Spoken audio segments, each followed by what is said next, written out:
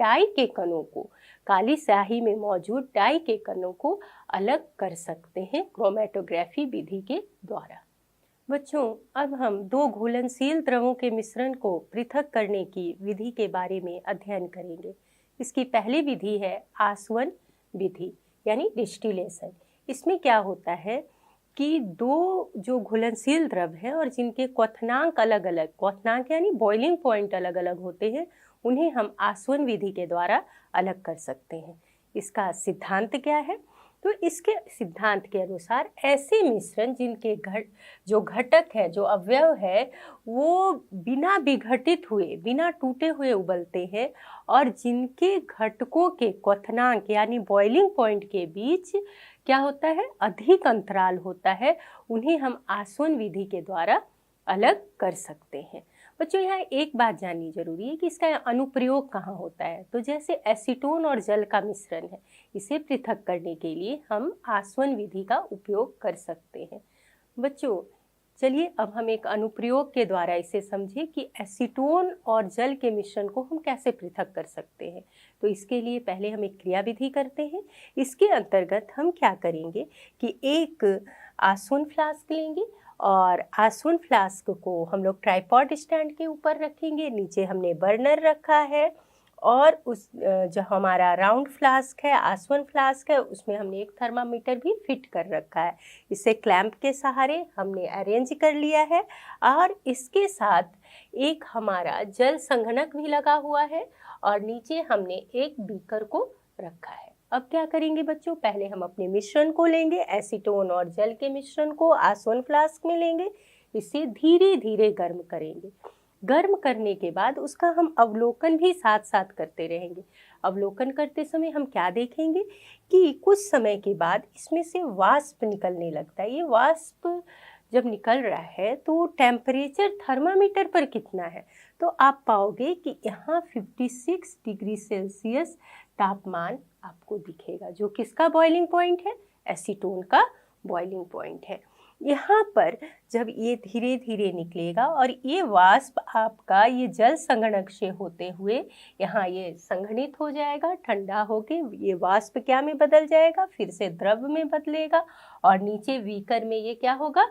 जमा हो जाएगा। तो नीचे बीकर में हमारा क्या जमा हुआ? ये एसीटोन जमा हो गया है। और यहाँ राउंड बॉटम फ्लास्क में जल का बॉइलिंग पॉइंट कितना है? 100 डिग्री सेल्सियस। तो थोड़ी देर तक ये एसीटोन इसी तरह वाष्प के रूप में निकलेगा और वो बंद हो जाएगा। उसके बाद फिर हमारे फ्लास्क में क्या बचा रह जाएगा?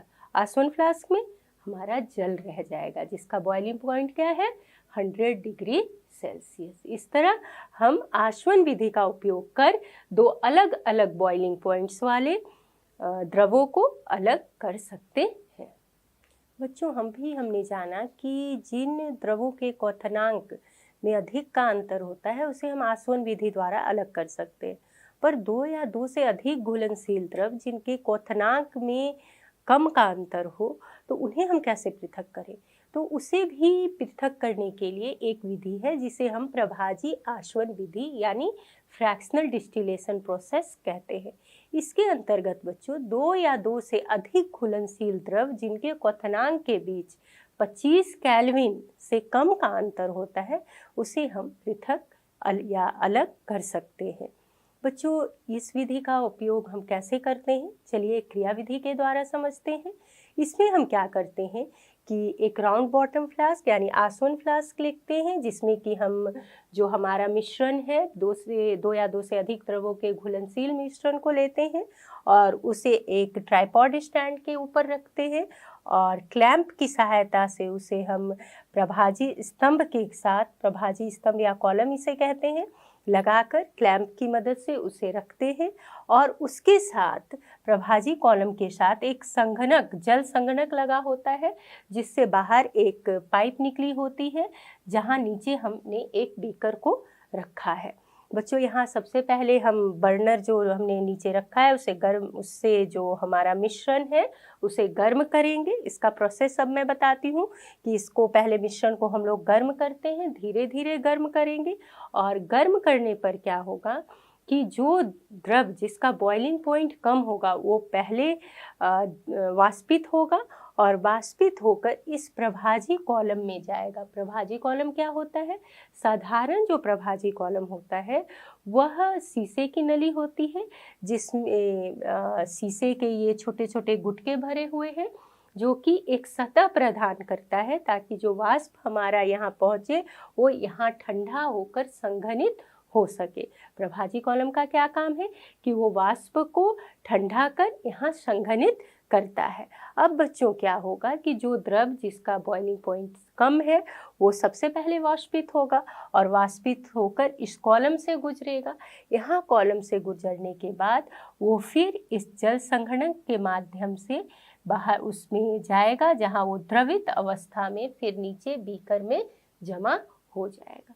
अब जो दूसरा द्रव इस मिश्रण में है जिसका क्वथनांक पहले वाले के आसपास होगा, मतलब ज़्यादा का अंतर नहीं है, 25 केल्विन से कम का अंतर है दोनों के बॉइलिंग पॉइंट्स में, तो वो फिर क्या होगा? वाष्पित होगा। वाष्पित होकर सेम प्रोसेस वो ये यहाँ प्रभाजी कॉलम में आएगा, जहाँ वो वाष्प क्या होगा?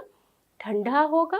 ठंडा होकर फिर वो यहाँ जल संघनक से गुजरेगा, फिर वो द्रवित अवस्था में या द्रव के रूप में, फिर हमने पहले बीकर को वहाँ से हटा दिया, दूसरा बीकर यहाँ हमने रख दिया, जहाँ शुद्ध जो हमारा अगला द्रव है वो घटक वहाँ जमा होता चला जाएगा। इसी प्रकार दो या दो से अधिक जो हमारे घुलनशील द्रव हैं उन्हें हम प्रभाजी आचमन विधि के द्वारा अलग कर सकते हैं। अब बच्चों आप कहोगे कि इसका हम अनुप्रयोग कहाँ करेंगे? तो इसका अनुप्रयोग होता है पेट्रोलियम। पेट्रोलियम तो बहुत सारे पदार्थों का मिश्रण है, जैसे उसमें डीजल है, पेट्रोल है, तो इनको अलग करने के लिए हम कौन सा विधि का उपयोग करते हैं? यही प्रभाजी आचमन विधि का उपयोग करेंगे। नेक्स्ट, हवा में भी बहुत तरह के गैसेस हैं जिनके बॉइलिंग पॉइंट्स अलग अलग हैं, उन्हें भी हम प्रभाजी आचमन विधि के द्वारा आसानी से पृथक कर सकते हैं। बच्चों, पृथक्करण की अगली विधि है क्रिस्टलीकरण। इस विधि के द्वारा हम ठोस पदार्थों को उनके शुद्ध रूप में प्राप्त कर सकते हैं। एक्चुअली क्या होता है बच्चों कि जैसे समुद्री जल है उससे हम नमक प्राप्त करते हैं, तो वह जो नमक है उसमें बहुत सारी अशुद्धियाँ मौजूद होती हैं। अब इन अशुद्धियों को दूर करने के लिए हम लोग कौन सी विधि का उपयोग करते हैं? हम लोग क्रिस्टलीकरण विधि का उपयोग करते हैं। इसमें क्या होता है कि हम जो अशुद्ध नमूने हैं उसको क्या करते हैं? वाष्पित करते हैं और उसे ठंडा होने के लिए कुछ समय के लिए छोड़ देते हैं ताकि वो क्रिस्टल के रूप में हमें प्राप्त हो सके। अब आप कहोगे कि क्रिस्टलीकरण और वाष्पीकरण में क्या अंतर है? उसमें भी हम चीज़ों को बॉईल कर रहे हैं और इसमें भी बॉईल कर रहे हैं, वाष्पीकरण का उपयोग कर रहे हैं। तो यहाँ दोनों में यह अंतर है कि जो वाष्पीकरण है, अगर हम चीनी के घोल को लेते हैं तो उसमें चीनी को वाष्पीकरण को जलने का भी डर होता है, और जो हमें प्राप्त होता है छानन विधि के द्वारा, अगर हम उसे प्राप्त करना चाहते हैं या अशुद्धियों को दूर करना चाहते हैं तो उसमें कुछ अशुद्धियाँ रह जाती हैं। बिल्कुल शुद्ध रूप में प्राप्त हम जितना कर सकते हैं उसके लिए हम क्रिस्टलीकरण विधि का उपयोग करते हैं। इसके लिए हम एक अनुप्रयोग भी कर सकते हैं, जैसे कि कॉपर सल्फेट के अशुद्ध नमूने को लें और उसको जल में घोल दें, कम मात्रा के जल में घोलें और उसके बाद उसे छान लें। छानने के बाद जो हमें प्राप्त होगा उसको वाष्पित करके थोड़े समय के लिए छोड़ देंगे। जब ठंडा होने उसे छोड़ देंगे उस संतृप्त विलयन को, तो उसमें क्रिस्टल के रूप में हमें कॉपर सल्फेट प्राप्त होगा। इस प्रकार क्रिस्टलीकरण विधि के द्वारा हम शुद्ध रूप में नमूनों को प्राप्त कर सकते हैं, उनके विलयन से ठोस पदार्थों को शुद्ध रूप में पृथक कर सकते हैं। बच्चों, अब हम भौतिक और रासायनिक परिवर्तन के विषय में जानेंगे। परिवर्तन क्या होता है? यानी कि बदलाव, कुछ चेंज। अब ये चेंजेस कैसे हो सकते हैं? या तो ये परमानेंट होंगे यानी स्थायी होंगे या अस्थायी होंगे। भौतिक परिवर्तन क्या होता है? तो जब किसी वस्तु की भौतिक अवस्था, रंग, रूप या उसके आकार में कोई परिवर्तन होता है, तब हम उस परिवर्तन को क्या कहते हैं कि वह भौतिक परिवर्तन है, जिसे कि हम देख सकते हैं, जो कि स्पष्ट उसके आकार में, रंग में, रूप में परिवर्तन को दर्शा रहा होता है। जैसे अगर आप किसी पेपर को टुकड़ों में बांट देते हो तो यह क्या हुआ? उसका आकार में बदलाव हुआ। तो जब आकार में बदलाव हुआ तो वो कैसा परिवर्तन होगा? भौतिक परिवर्तन होगा। दूसरा उदाहरण ले लें कि जब हम बर्फ़ को गर्मी देते हैं तो वो क्या, ताप देने से क्या होता है? वो पिघल जाता है। पिघलने के बाद और उसे थोड़ा और ज़्यादा ताप देते हैं उस द्रव को यानी वाटर को, तो वो क्या वाष्प में बदल जाता है। तो यहाँ क्या परिवर्तन हो रहा है, यहाँ जो मेरा बर्फ था वो पहले पानी में बदला, पानी के बाद वो क्या में बदला, वाष्प में, यानी उसकी अवस्था में परिवर्तन हो रहा है। तो इस परिवर्तन को हम क्या कहेंगे कि यह एक भौतिक परिवर्तन है। और ये परिवर्तन क्या होता है, ये अस्थायी होता है। अब हम जल से वाष्प बना सकते हैं तो वाष्प से जल को भी प्राप्त कर सकते हैं, है ना। तो ये कंडीशंस जिसमें हम वापस से पुनः पहले वाले रूप को प्राप्त कर सकें या पहले वाली अवस्था को प्राप्त कर सकते हैं, तो वहाँ कौन सा परिवर्तन होता है, भौतिक परिवर्तन। यह परिवर्तन क्या है, यह एक अस्थायी परिवर्तन है। इसे हम कह सकते हैं कि यह सामान्य तौर पर उत्क्रमणीय होता है। बच्चों उदाहरण में और भी देख सकते हैं, जैसे फलों का सलाद बनाना, अगर हम फल या सब्जी को काटते हैं तो वो भी उसके आकार में परिवर्तन है, तो वह क्या हो गया, भौतिक परिवर्तन। जल को वाष्प में बदलना अभी मैंने बताया, फिर कागज को फाड़ना, ये सारे कैसे परिवर्तन हैं, भौतिक परिवर्तन। अब हम देखें रासायनिक परिवर्तन। रासायनिक परिवर्तन कहने का अर्थ है कि जिसमें किसी वस्तु के रासायनिक संगठन में, यानी वो जिन पदार्थों से बना है उसमें कुछ अगर हम बदलाव कर रहे हैं तो हम उसे रासायनिक परिवर्तन कहते हैं। यहाँ क्या होता है कि यह परिवर्तन, इसमें हम पुनः से जो पहले की वस्तु है जहाँ से हमने शुरू किया था वो हमें प्राप्त नहीं होता है। इस कारण यह परिवर्तन क्या है, स्थायी परिवर्तन है। इसे एक उदाहरण के द्वारा समझे। अगर हमने दूध से दही को बनाया तो क्या आप दही से दूध वापस पा सकते हो, नहीं ना, और दोनों के संगठन में अंतर है, तो इसलिए यह परिवर्तन कैसा हुआ, रासायनिक परिवर्तन हुआ। दूसरा उदाहरण लेने, हम लोगों ने सब्जी पकाई, अब सब्जी पकाने के बाद आलू गोभी किसी की भी सब्जी आपने बनाई, वापस से क्या आप उसी रूप में आलू और गोभी को प्राप्त कर सकते हो, है ये पॉसिबल, नहीं। तो यह कैसा परिवर्तन है, यह एक रासायनिक परिवर्तन है। घर में अलमीरा में या किसी लोहे की वस्तु में जंग लग जाती है, क्या उस जंग लगे अलमीरा से वापस आप पहले जैसा प्राप्त कर सकते हो, नहीं।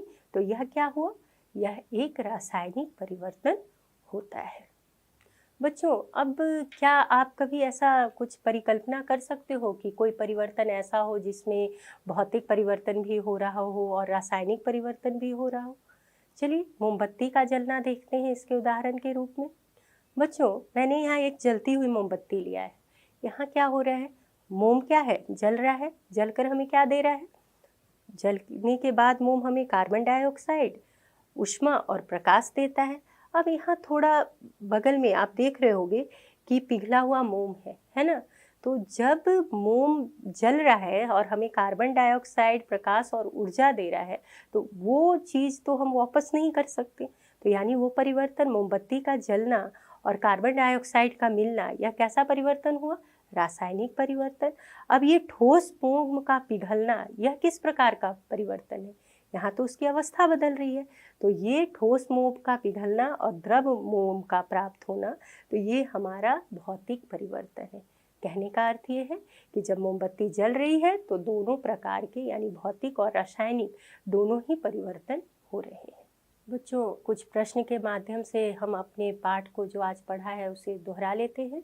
चलिए पहला प्रश्न है हमारा, निम्नलिखित को पृथक करने के लिए आप किन विधियों का उपयोग करेंगे। पहला है अमोनियम क्लोराइड और नमक के मिश्रण को। जी हाँ, अमोनियम क्लोराइड क्या है, ऊर्ध्वपातन की प्रक्रिया शो करता है। इस कारण अमोनियम क्लोराइड और नमक को हम किस प्रक्रिया द्वारा अलग कर सकते हैं, ऊर्ध्वपातन की प्रक्रिया के द्वारा। नेक्स्ट है काली स्याही से डाई यानी रंगों को अलग करना। कैसे अलग कर सकते हैं, बिल्कुल सही, क्रोमेटोग्राफी विधि के द्वारा उसे हम अलग कर सकते हैं। नेक्स्ट है दूध से क्रीम को अलग करना। कौन सा विधि उपयोग होगा, बिल्कुल सही, अपकेंद्रीकरण